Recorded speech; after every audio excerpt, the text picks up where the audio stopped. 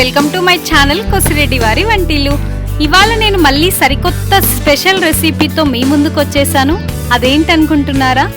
అదేనండి, అందరూ ఎంతగానో ఇష్టపడి తినే మ్యాంగో రైస్. మ్యాంగో రైస్ ఈజీగా అండ్ టేస్టీగా ఎలా తయారు చేసుకోవాలో నా వీడియోలో చూపిస్తాను. నా వీడియోని చివరి వరకు చూసి మీరు కూడా ట్రై చేయండి. దీన్నే మనం మామిడికాయ రైస్ కూడా అనొచ్చండి. సో ఇక తయారీ విధానం చూసేద్దామా ఆలస్యం చేయకుండా.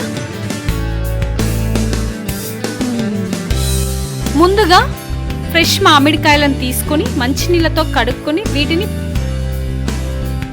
ఇలా తురుముకోవాలి. ఇలా కొబ్బరి పీటను తీసుకొని మనం మ్యాంగోస్ని తురుముకోవాలి.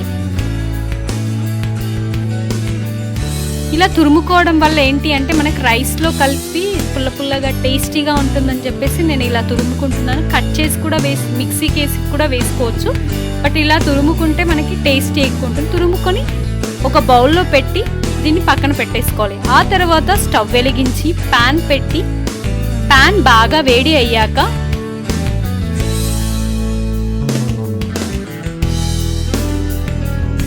ఇందులో మనం ఇప్పుడు నూనె పోసుకోవాలి.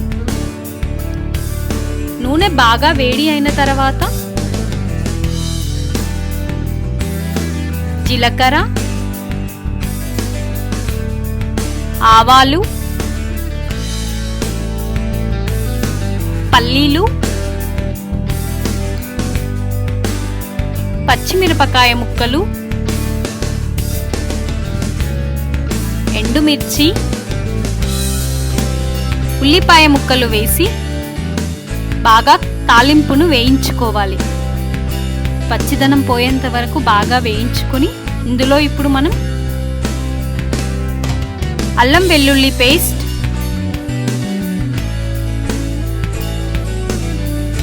కరివేపాకు రెబ్బలు, కొత్తిమీర,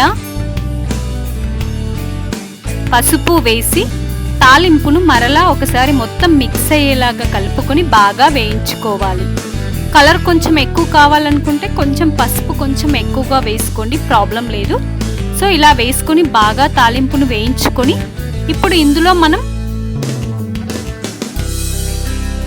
ముందుగా తురిమి పెట్టుకున్న మామిడికాయ మిశ్రమాన్ని ఇందులో వేసి బాగా తాలింపుతో మిక్స్ అయ్యేలాగా బాగా కలుపుకోవాలి. ఇలా ఆ తర్వాత మూత పెట్టి ఒక 5 నిమిషాల పాటు ఉడికించుకొని మూత తీసి ఇప్పుడు ఇందులో మనం రుచికి తగినంత ఉప్పు వేసి మరలా ఒకసారి బాగా కలుపుకొని ఒక 2 నిమిషాలు ఉడికించుకోవాలి. ఆ తర్వాత ఇలా అడగంటకుండా తీసి కలిపేసుకొని ముందుగా అన్నం వండుకొని పెట్టుకోవాలి. అన్నాన్ని ఇప్పుడు ఇందులో మనం కొంచెం అన్నం పుల్లలుగా వండుకోవాలండి. అంటే ఒక 95% ఉడికితే సరిపోతుంది. ఆ తర్వాత ఇలా వేసుకొని ఇప్పుడు తాలింపు మొత్తం మిక్స్ అయ్యేలాగా అన్నాన్ని బాగా కలుపుకోవాలి స్పూన్తో. అన్నం వేడిదైనా పర్లేదు, చల్లన్నం ఉన్నప్పుడు చేసుకున్నా బాగుంటుంది. అప్పటికప్పుడు వేడిగా వండి ఇలా చేసుకున్నా కానీ టేస్ట్ చాలా బాగుంటుంది. సో ఇలా కలుపుకొని మొత్తం జాగ్రత్తగా మొత్తం రైస్ మొత్తం మిక్స్ అయ్యేలాగా కలుపుకోవాలి. ఇలా కలుపుకొని స్టవ్ ఆఫ్ చేసుకొని సర్వింగ్ బౌల్ తీసుకుంటున్నాను. నేను ఇప్పుడు సర్వింగ్ బౌల్ తీసుకుని సర్వింగ్ బౌల్లోకి సర్వ్ చేసుకుంటున్నాను. అంతే, ఎంతో రుచికరమైన మ్యాంగో రైస్ రెడీ అయిపోయింది. చూసారు కదా ఫ్రెండ్స్, మీరు కూడా మీ ఇంట్లో ట్రై చేయండి. టేస్ట్ మాత్రం చాలా బాగుంది. దీన్ని మనం ఇప్పుడు బ్రేక్ఫాస్ట్ లాగా చేసుకొని తినొచ్చు, లంచ్కైనా డిన్నర్కైనా ఏదైనా బాగుంటుంది. అలాగే ఇంట్లో ఎప్పుడైనా కూరగాయలు లేనప్పుడు, కర్రీ ఏం లేనప్పుడు ఇలా మ్యాంగో సీజన్ టైంలో మనం మ్యాంగోస్ని ఇలా మ్యాంగోతో ఇలా కూడా పప్పు అలా చేసుకుంటారు కాబట్టి పప్పు పచ్చడి చేసుకుంటారు. అలాగే రైస్తో కూడా ఇలా కాంబినేషన్లో చాలా టేస్టీగా ఉంది. నేను ఇలా గార్నిష్ చేసుకుంటున్నాను కొంచెం డెకరేషన్.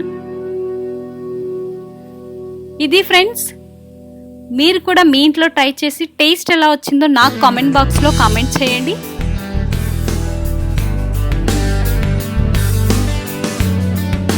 అలాగే నా వీడియో కనుక మీకు నచ్చినట్టయితే లైక్ అండ్ షేర్ చేసి సబ్స్క్రైబ్ చేసుకుని పక్కనే ఉన్న గంట సింబల్ని కూడా కొట్టేసేయండి. Stay home, stay safe. Thank you.